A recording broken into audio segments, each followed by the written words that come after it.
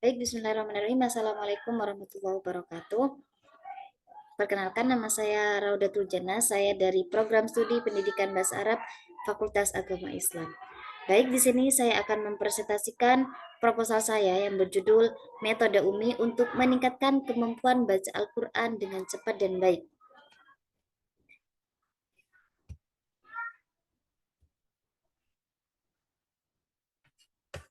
Oke, selanjutnya di sini sudah saya cantumkan latar belakangnya. Sebagai umat Islam, kita diwajibkan untuk mempelajari pedoman agama Islam, yaitu Kitab Al-Quran. Untuk dapat memahaminya, yang pertama dengan belajar cara membacanya. Ada banyak metode, salah satunya adalah metode Umi, di mana metode Umi adalah salah satu metode membaca Al-Quran yang langsung memasukkan dan mempraktekkan bacaan tartil sesuai dengan kaidah ilmu tajwid.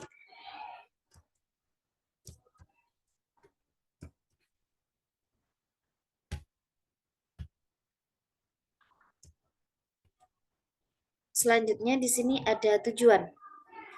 Tujuannya di sini untuk meningkatkan dan mempersiapkan sumber daya manusia sejak dini, mulai kecakapan dalam membaca Al-Quran yang nantinya diharapkan nilai-nilai Al-Quran akan menjadi landasan moral, etika, dan spiritual yang kokoh. Nah, manfaatnya adalah para pelajar dapat membaca Al-Quran dengan fasih dan baik. Dengan adanya pembelajaran Al-Quran diharapkan dapat membantu para pelajar yang belum atau kurang dalam penguasaan membaca dan menulis Al-Quran agar dapat membaca dan menulis Al-Quran menjadi lebih baik serta menghilangkan kesenjangan di antara peserta didik dalam hal penguasaan membaca Al-Quran. Terus selanjutnya di sini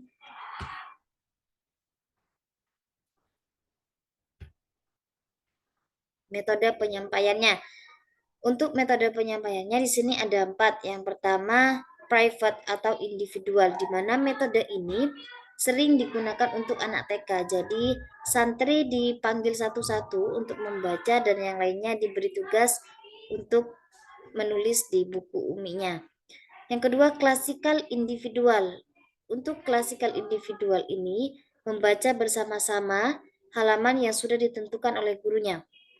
Yang ketiga, klasikal baca simak. Klasikal baca simak di sini membaca bersama-sama halaman yang sudah ditentukan oleh gurunya. Jika sudah dianggap tuntas, maka setelah itu langsung pindah ke baca per kelompok. Misal ditunjuk 1 sampai 2 atau 3 anak, yang lainnya menyimak apa yang dibaca temannya.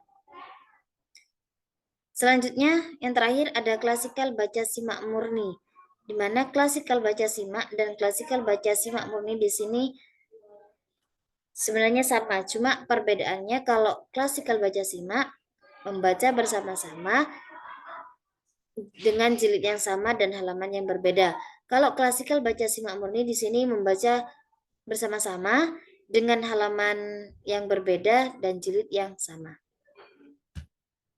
Baik, selanjutnya di sini ada indikator capaian. Untuk indikator capaian, di sini ada 5 indikator.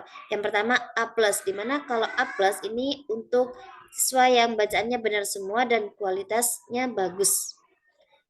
Yang kedua, nilai A, benar semua dan kualitasnya biasa, naik ke halaman berikutnya. Yang ketiga, B+. Satu kesalahan bisa membetulkan sendiri, naik ke halaman berikutnya. Yang keempat, nilai B, 2 kesalahan dan bisa membetulkan sendiri. Yang kelima, B-, salah 3 dan bisa membetulkan sendiri. Jadi remet. Terus selanjutnya jenis pengeluaran. Di sini ada 4. Ada 4 nomor. Yang pertama, perlengkapan yang diperlukan seperti buku umi, tajwid, dan lain-lain. Di sini untuk anggarannya, untuk biayanya 700.000. Yang kedua, bahan habis pakai seperti alat tulis dan kertas. Di sini biayanya 200.000.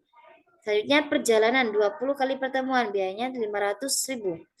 Dan lain-lain biayanya 100.000. Jadi totalnya 1.500.000. Nah, terakhir jadwal kegiatan. Di sini ada 10 jadwal kegiatan. Yang pertama, belajar membaca, belajar umi jilid, belajar makhorijul huruf, belajar membaca Al-Quran, belajar tajwid, drill persiapan ulangan, persiapan ujian, ujian Quran, pengumpulan data, dan terakhir pengolahan data. Oke, mungkin hanya itu yang bisa saya sampaikan. Kurang lebihnya mohon maaf. Akhirul kalam. Wassalamualaikum warahmatullahi wabarakatuh.